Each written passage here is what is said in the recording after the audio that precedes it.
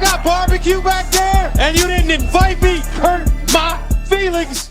Welcome back to another episode of Trending Fantasy. This week, we are pretty much the post-first wave of free agency, and we're heading into the NFL draft. Mitch, based on what we know up to this point, again, a few landing spots for running backs. I don't want to say they've been decided, but there are additional pieces that have been added during the legal tampering in the early stages of free agency. But we're going to focus on our top 10 rookie running back landing spots through the NFL draft, not really getting into specific players, but just landing spots we believe are going to inflate some values and people are going to get pretty excited about. Before we get into the list, Mitch, I have a question for you. Mm-hmm. And actually, before I have a question for you, make sure you hit like. Make sure you hit subscribe. Hopefully, by the time this is released on the DD Fantasy Football YouTube channel, we hit 4,000 subscribers. We're right there. So hit subscribe, hit like, leave a comment. Let us know other things that you're looking for us to talk about, and we can definitely discuss. But Mitch, how much are you willing to let landing spots dictate how high or how low you would move a running back compared to where you have them pre-NFL draft? And, let's assume that draft capital, it really isn't a material difference versus your expectation. So it's not like Caleb Johnson falls to the 5th round. It's strictly a matter of landing spot and how it changes things for you. Landing spot always matters to me. There was a while ago to where I was like, oh, I'll never let that change my mind, but landing spot matters. I don't look at it as, let's say we have Commanders on the list, right? The Commanders, a rookie going there is pretty tough sledding to be like, hey, he's going to get 65% of the touches. But it's in a good offense that people are going to want to have a running back in. So it all depends on how it goes. But no, landing spot definitely matters to me when it comes to how I'm valuing rookies in the 2025 draft. All right, well, let's get into it. We are going from number 10 to number 1, landing spots that we are looking at that seem to be pretty juicy. Mitch, number 1 here, number 10, working our way up, the Kansas City Chiefs. You view this as a pretty favorable landing spot for an incoming rookie. Yeah, it's really, they don't like Pacheco. I think we saw that all throughout the playoffs. They were willing to play Kareem Hunt over him in every aspect. And if Kareem Hunt's coming in, I think it was like week 10, week 11, whenever they end up signing him and bringing him in, and he's coming in starting over, the running back that everybody adored back in July and August, this past offseason, it's kind of a huge sign that they're willing to upgrade at that position. I love Elijah Mitchell, them bringing him in. If he was healthy, I'd love it. But the guy just has a very hard time staying healthy. They were 26th overall in total rushing yards on the season. They were 26th in opportunity for running backs. I mean, there's a lot missing there in that running back room. And I think there's a fair chance that with Kelsey getting older, they're adjusting how they're going to play this offense. I think they can look and lean more into the run than what they have in the past. Coming in at number 9, you like the New England Patriots. It's because I don't like Stevenson that much. I believe they're going to have to be a running team. I've been going through it off the top of my head. They didn't pick up a pass catcher in free agency yet, right? Mac Hollins, I believe. Yeah. Okay. Yeah. Mac Hollins is now their wide receiver 1, right? But this is but his shoes, they did not come with him. Yeah, he'll be out there barefoot again. It's one of these situations to where Josh McDaniels is a very good offensive coordinator. Say whatever you want with him as a head coach. We've seen him being able to change his offense to suit the skill sets that are on the field. I don't think they're going to go out and have Drake May throw 600 times this upcoming season. I just don't see it happening. So even though they do have Stevenson, they have absolutely nothing behind him, and the offensive line's crap. Like, that whole offensive situation is terrible. But it's when you go and look at the other 20 teams, most of them have a starter. Most of them have an incumbent that we kind of like. I wanted to put the Jaguars on there, but I don't like ETN, but Tank's there. And so it's one of those things to where, well, while I don't like ETN, Tank's probably going to take that role. So the Patriots were kind of the one that kind of just slipped into this top 10. For the Patriots, you could tell yourself that story where you have a new coaching staff coming in. You don't know how they're really going to look at Ramondre Stevenson, and obviously, you know, Antonio Gibson there as well. But there are opportunities when you look at these running back situations. And I know there's a lot of folks that are still pro Stevenson, but go out there on the Dynasty trade market and see what you can get. It's pretty bare in terms of the return that you could get. So I think just because of the changing coaching staff, there is that opportunity.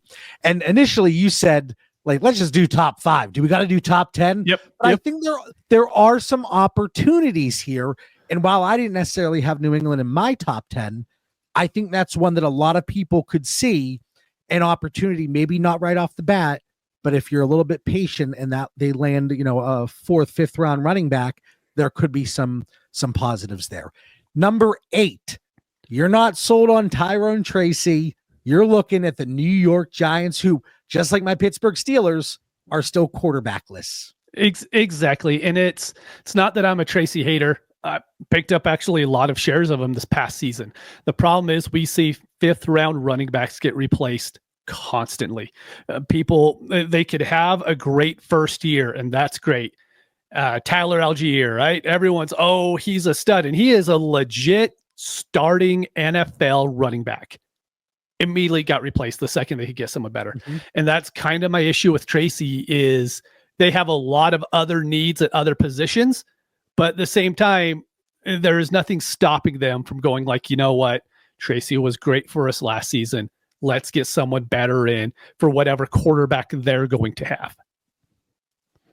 Number 7, it dampened a little bit. It did. Yep. This would have been top 3 before. By the Najee Harris signing, 1 year, just over a maximum of $9 million. He doesn't miss time. Yep. He is reliable. He is durable. He is certainly going to be a roadblock for immediate high-end success, in my opinion. But like you said, Chargers number 7, they'd probably be a little bit higher, certainly, if we didn't have the Najee Harris. So what else do you see here in Los Angeles? Kind of the problem is we hear about the Chargers and we're like, oh, that's such a great situation for running backs. They had the 30th overall target share this past season. Opportunity share, so targets and carries, they were 22nd for running backs. They were 22nd as far as rushing yards as well overall for a team. It's like we talk ourselves, 20th overall. We talk ourselves kind of into this, but I think it's almost, I love Najee, but I think they're going to bring someone else in, and it's going to be kind of like the Jalen Warren, Najee Harris show. It's just, they're going to kind of platoon these backs, and we're going to like them, but there's going to be no one that we can actually love. And Najee is good enough to keep, even if we brought up Caleb Johnson earlier, right? They go out, draft Caleb Johnson in the 2nd. Najee's good enough to keep Caleb Johnson off the field. And that's kind of the worry is I still like the situation, but I don't love it anymore by any means. Yeah, it's certainly one that, like you said, if we would have done this right before free agency, the Chargers were seen as a top 3 spot, locked and loaded. And it's funny because when you look at the running back position, you want immediate success out of your rookies. Yes. And if there is a roadblock there, which Najee Harris is good enough to do so, that is certainly going to impact the public perception just a little bit. Washington Commanders, number 6, Mitch. What do you think? It's not, like I said, it's not like this guy's going to come in, whatever running back they get, and it's going to take over the backfield. Everyone's going to want to have a piece of this offense. So the Commanders were 6th overall in rushing yards, 6th overall in running back opportunity. They were 20th overall in target share for running back. So everything is there. It's a great offense. It's one we want to buy into. Brian Robinson is good, not great. Austin Eckler, I'm pretty sure he's still there. Anyways, he's going to be taking all the passing down work, right? It's just one of those things to where I think they're going to bring in a 5th or 6th round running back. It's not going to be, maybe it's a DJ Giddens type, a Devin Neal type, one that we could talk ourselves into, but this is one of those situations to where this isn't the Chargers to where, hey, this is a spot that everyone's talked about for a long time. I just think this is the one that is going to get the hype, because all the rest, the top 5, they're all smash landing spots. This is kind of the last of the, hey, if a running back goes here, we could talk ourselves into it pretty easily. I mean, it kind of goes with the New England Patriots situation in the sense that you have talent there, but I don't know that many people out there are saying either of these teams, Washington, New England, have a top 10 actual NFL back. We like Ramondre Stevenson enough. We like Brian Robinson enough, but that backfield, there is a committee. You could say it's crowded, but somebody could certainly step in. And it's one of those muddied backfields that, Brian Robinson disappeared for a few games last year, and then he came on strong, and then he disappeared, and his upside was capped. So yes, there are certainly a lot of players there to be involved, but I agree with you. I don't think it's one of the obvious ones, but it's a high-powered offense, and we're going to want pieces of that offense as a result. And who knows how long, they're looking to keep Brian Robinson there. With the running back position, it's churn and burn for a lot of teams. Number 5, you have the Dallas Cowboys. This is another one where it's kind of like the offensive line has gotten a little worse. Yes. We don't know, how that's going to play out. And now we have Javonte Williams there on the 1 year, I think up to $3 million or so. How are you viewing the Dallas Cowboys landing spot? Because I think a lot of folks might be saying they should be higher than number 5. And for the record, I don't necessarily disagree with you. And the problem is they were 27th overall in rushing yards. They're 23rd overall in target share. Opportunity-wise, they're 27th as far as all NFL teams. And so I think it's one that we've talked about so much that we want to have like the first 4 years of when Ezekiel Elliott was there, when he was absolutely smashing. And that was their whole offense and everything he was doing. I don't think it's the case anymore. The offensive line is much worse. They can't go out and improve the offensive line, improve their wide receiver 2, improve the running back, and then also help out their defense. There just isn't enough there. And we've already seen in free agency, they're not going to pay anybody outside of Javonte Williams, right? Javonte is a very good running back who has had issues staying healthy. I like him, but that before the signing, Cowboys would have been 5th. After the signing, they're still 5th because Javonte doesn't change anything for me. I still hope they go out and get a Marion Hampton. I think he would absolutely do well here, but this definitely isn't a top 3 team for me. And you look at Javonte Williams, there is such a wide range of outcomes for him, because if they go the route that they have recently and they give him the opportunity, he stays healthy, they run him into the ground. We know that Javonte can catch out of the backfield. He was heavily used, especially last year for Denver, even though he wasn't efficient from a running perspective. That's what we want in PPR. We want backs that are going to catch passes, even if they're not necessarily hyper efficient with it. But then on the other hand, like, he could be a cap casualty at some point. Like, who's to say that he makes the final roster? Like, I think he does, because, well, I mean, it is the Dallas Cowboys. Nothing they do seems to make sense, but there is a wide range of outcomes. Remember, hit like on the video, subscribe to the channel. There is a ton of great content coming out almost every day. Like, we're dropping 6, 7, 8 episodes on a weekly basis. We try to stagger them out, but subscribe so you don't miss anything. And I keep shouting out Mitch, Scott, Shane, Ray, a ton of great impromptu live content during free agency. And we'll see if any breaking news happens later today or tomorrow, but maybe there's a few more nuggets that get dropped in there. And let us know in the comments, who is too high on this list up to this point? Who is too low? Who have we left out? And I might throw a little little extra something once this list is over. I know Mitch is going to hate it, but I do have a point there. Yep. I have a point. Number 4, Mm-hmm. we talked about this several weeks ago, Mitch. The people in the comments hated you for suggesting the Chicago Bears could possibly take Ashton Genty. But look at what this Bears team has done. Yes, they have DeAndre Swift. Yes, they have Roschon Johnson. But this offensive line, it should be revamped. Ben Johnson, they are doing everything they can to make sure they have no excuses. Mm-hmm. So Chicago Bears, you see them as the top 4 running back landing spot for rookies for fantasy purposes. And honestly, I probably should move them up because the talk about when I was saying Ashton Genty could go there, everyone in the comments is like, oh, they have to take an offensive tackle or they have to attack the offensive line. They don't have to do that anymore. They've done such a good job this free agency period of building up their offensive line that they don't have to do that. The skill position players, they're already set. So they don't need to go out and do anything else. So I actually think it's a very high likelihood in the first 2 rounds they go out and draft a running back. And this is probably going to be an offense that's pretty darn good. So I definitely should have moved them up. I think one more spot, drop my number 3 team down because I think it's going to be a worse offense overall. But the Bears, it's hard to know exactly how Ben Johnson will use running backs. Because we could say, well, hey, last year he had 2 top 10 running backs in Gibbs and Montgomery.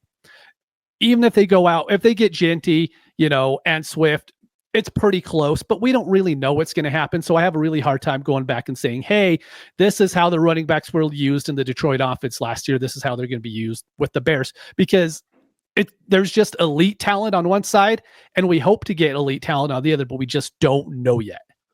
There's going to be a lot of comparisons, and it's already happening, and people drawing parallels between what the Bears are going to want to do under Ben Johnson and what we saw the Detroit Lions do with that 1-2 punch hit running back. And we have DeAndre Swift in Chicago. It makes sense that they might try to mirror what we saw. And hopefully all these additions to the offensive line really do help out. And it looks good on paper. Hopefully it translates and looks good on the football field. Now, without further ado, the top 3, but kind of not the top 3 because Mitch said maybe the Bears should jump to 3. Yes, but number 3 on this list. But also, that's why these conversations are great. Yes, it's all kind of hypothetical, and that's where we are in between free agency up to this point in the NFL draft. But talking through things like these, and we do on the weekly Dynasty Theory show as well, it gets things going in your brain and it creates ideas and maybe rethinking things. So I actually have no issue with a quick adjustment on the fly. But number 3 up on the podium there, the Cleveland Browns. Yes, they have Jerome Ford, but you think they could be primed for a nice little running back landing spot here. That's the thing. I have Jerome Ford with question marks because there was times in DFS I played him last season and he didn't get a touch till like the second quarter being fully healthy. So I don't even know who. I'm assuming Nick Chubb's going to go back there. It's just my assumption. I hope that doesn't happen for any rookie coming in. The thing is like that whole offense. But if he plays like he did last year, it might not make a difference for a rookie. Exactly. So 29th overall in rushing yards, 24th overall in target share, 29th overall in opportunity. But as much as we believe in the Vikings offense, it kind of all stemmed from Kevin Stefanski. And his offenses is something that we've always bought into. Their offensive line is still going to be good. And the second they go and get Cam Ward, it's like, okay, all right, now we know what's going to happen. And maybe they get a chance, maybe they don't, maybe they have to go with Sanders. But the second they get their quarterback, and we could actually start to have takes about how we feel about Njoku, Judy, Tillman. They just don't have a running back right now that you could even say, hey, this guy's going to go and have 100 touches this upcoming season, because we just don't know how it's going to play out. So for that reason alone, there is just so much opportunity there for a good running back to take. I felt they had to be in the top 3. And that's what it is going to be, opportunity. It might not be a great landing spot from an offensive, high-powered situation like we talked about potentially with the Bears. We talked about certainly with the Commanders. But with the Browns, we're looking at opportunity, and that's kind of what we're looking at with Dallas as well, where, yes, they brought Javonte in, and yes, the Browns have Jerome Ford, but there's not a lot in the way of one of these higher-end rookies coming in and making a difference with pretty much an open backfield. Number 2, the runner-up, the silver medal, the bridesmaid, the Las Vegas Raiders. Mitch, I know it's Pete Carroll. I know the coaching staff is different, but this is a team that has been hungry for a bell cow running back. They just need something. And everything we said about the Browns would have fit the Raiders until they traded for Geno Smith. Now, all of a sudden, you have that veteran quarterback that you could count on. Their skill position players are good enough. I was looking, I'm like, who is even considered their starting running back right now? Sincere McCormick. And that wasn't the first name that popped into my head, but I'm like, look, if that's their RB1, that's their RB1 now. I really think that with Chip coming in, offensive coordinator, I think they're going to run a lot. I think we're going to see a lot of plays. As far as offensive line, I would guess offensively, they're in the top 8 as far as offensive plays, if they're not in the top 5. So just having that much more opportunity is something I want to buy into. So any running back that goes there, if it's in the first round through the 4th round, that's a guy I want to have on my team. Insert name, I don't care who it is. If it's Devin Neal, someone I'm not very high on, all of a sudden be very high on Devin Neal. Now, without further ado, we get to the top spot. And if you are watching this based on who we have in the top 10 so far, number 10, the Chiefs, number 9, the Patriots, 8, the New York Giants, 7, the Los Angeles Chargers, 6, the Washington Commanders, 5, the Dallas Cowboys, 4, Chicago Bears. And like I said, up on the podium, the Browns at number 3, Raiders at number 2. It only makes sense, and it's very fitting.